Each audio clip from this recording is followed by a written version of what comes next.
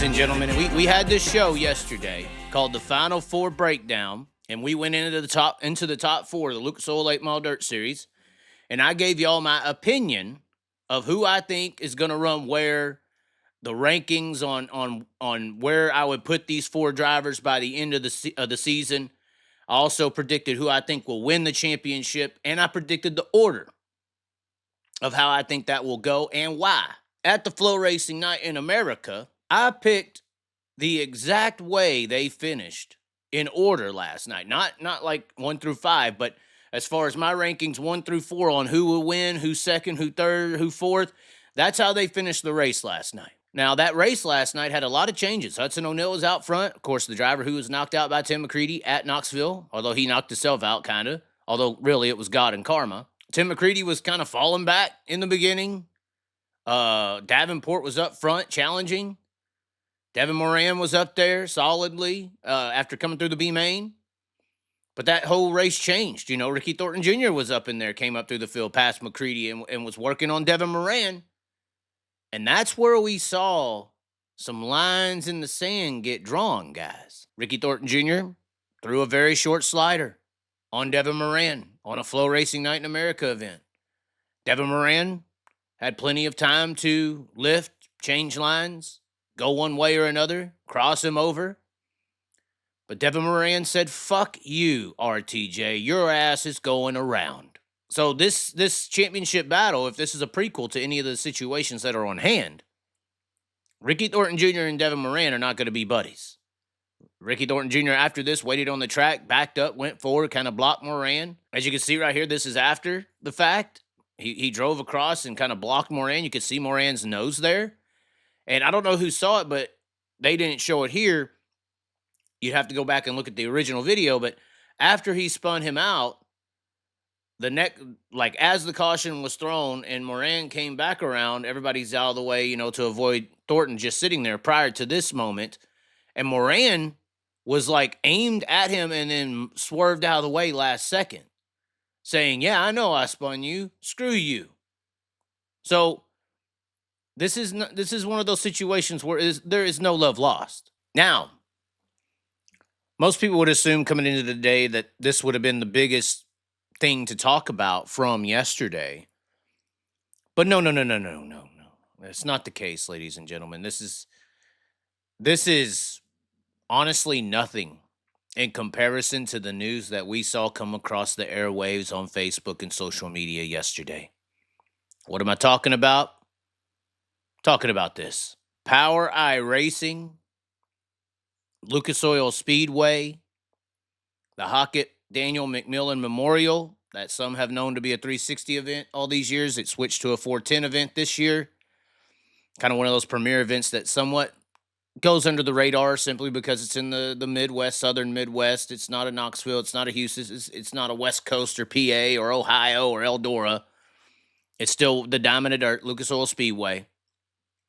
They came across the airways with potentially the biggest, most impactful penalty we have seen in a while. The confirmation bias is running wild. I've already seen comments saying, "I knew he was cheating all these years." Of course, the failure comes from Blue Ridge, the famous lab that everyone loves to say is wrong. The Hoosier D15A does not comply to the benchmark. Here it is, ladies and gentlemen, the details on who we're talking about. And that is Jake Bubak, ladies and gentlemen. Jake Bubak had a tire sample failure, and the team has responded with a message. As many have read now, Jake Bubak has been accused of tampering with the right rear tire that won the Power Eye event 2 weeks ago at Lucas Oil Speedway in Wheatland, Missouri. To be very clear, we did not tamper with any tires. We bought 2 tires from the racetrack vendor when we arrived at the Speedway and another 1 additional tire for the feature night following our Friday night feature win. And no time did anybody treat or soak the tire in question. We are awaiting what needs to be done to file an appeal and complete the process. And here's the receipt from the weekend from the vendor that was on hand, according to the team here. They also had another post put out and obviously acknowledging the hatred from people This one's a little more describatory and responsive. While the rumors are flying, here's the front stretch photo showing the tire in question. It's perfectly blistered all the way across. Definitely not perfect. We have been pumped twice this season. Tires tested a half dozen times through tech inspection after almost every race for top 5 finishes. Neither Jake or I would ever even consider trying to alter a tire or cheat the rules in any way. We are always under watch. Doesn't make sense. Again, we will do anything within reason to show that we did not tamper with this or any tire. More people commenting. Usually it's because the team making the accusations is pissed off because they are bending the rules and can't believe they were beaten by someone who followed the rules. Great job, Jake and team. Keep up the great racing. That's a hell of a comment right there, Alvin. Now, obviously, this team isn't winning World of Outlaw and high limit events.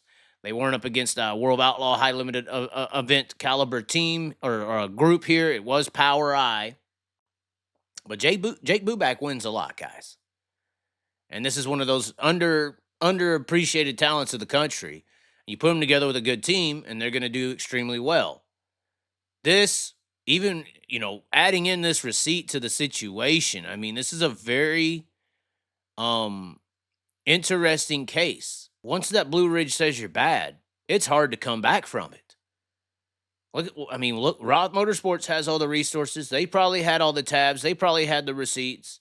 They probably had the lie detector test. Now, I did hear that you can press some of this stuff beyond the racing industry and do some big-time things. I think Roth was one of the people who potentially could have done that, but it's a long, drawn-out process, and the politics of the sport, especially on an outlaw level, then you got to deal with that for the rest of your career, and you're blackballed and blah, blah, blah, blah, blah. So a lot of people are just taking the slaps on the hands and going, but when you're an independent team, and you're racing in a Power I race, how far does this team want to take this to try to potentially clear their name? That's a very interesting point here on what they want to do and how they're going to go forward. But anyways, ladies and gentlemen, that's it for the show today. Hopefully the audio, we got a little bit of an upgrade here with the audio of things. Hopefully it's a little bit better. Of course, tonight, the Invitational Sprint Cars at Indianapolis. That's going to be a very entertaining show. Let's make sure that that's still going. Yeah, so everything's still going green in Indianapolis. That is not being affected.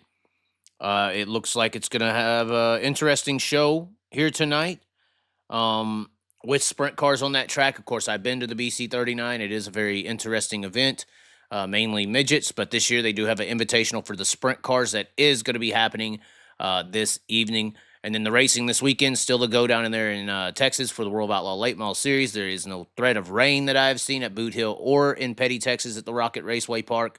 And then we'll see what happens with the World Outlaw Sprint Car Series over there in Ohio. But anyways, ladies and gentlemen, tell me what you think. This Bubak thing's crazy.